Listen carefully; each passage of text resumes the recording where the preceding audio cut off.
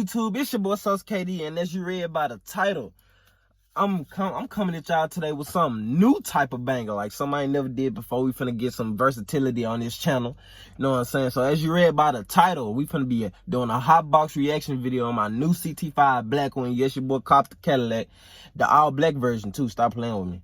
You know I had to go with a blackout. And we got a little new edition right here. You know what I'm saying? We got a little new edition. So, you know what I'm saying? We finna start this video off right.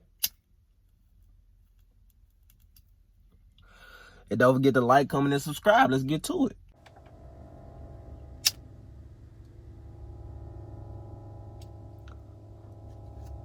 This happened when I was 17 years old. I would go to the gym 3 to 4 times a week and ride the bus home.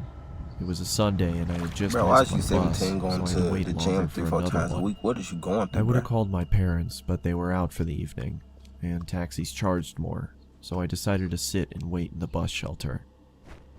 It was a cold night and snow had just started peppering the ground. My bus was taking longer than usual, so I got my phone out and listened to some music. Almost an hour had passed. It was freezing and I hadn't seen anyone at all. That was until I noticed something out of the corner of my eye.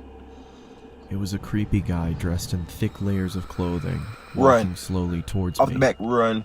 I knew staring at him would draw more attention, so I just focused on my phone.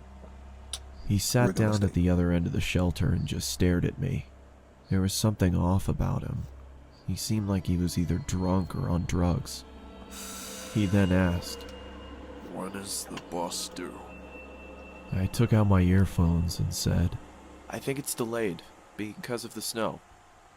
He stared at me for a while, then started mumbling to himself.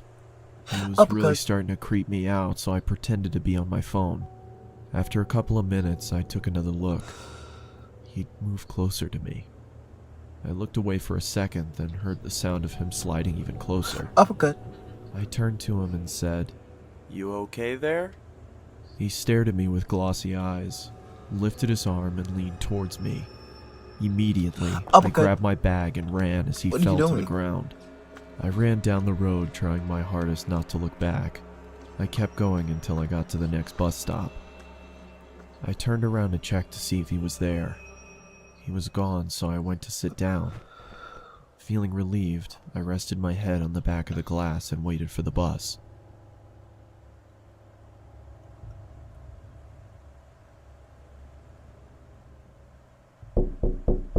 I jolted and turned around to see the same guy staring at me through the glass. Bro, how you just take a nap? What the hell is wrong with you? I know this man Then just he take a nap. started walking around the shelter towards me.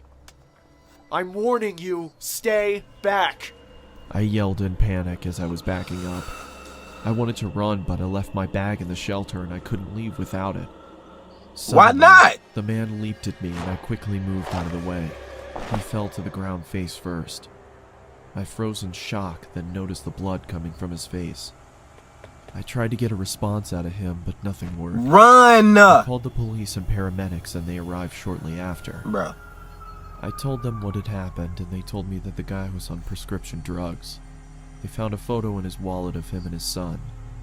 The boy looked just like me, so we assumed he thought I was him. I later learned that he had lost his son in a custody battle and went off the rails. He was taken away for treatment. That was the last I saw of him. I got my driver's license shortly after, and have never been on a bus since. About time. Oh, okay. Next time you better uppercut. Uppercut.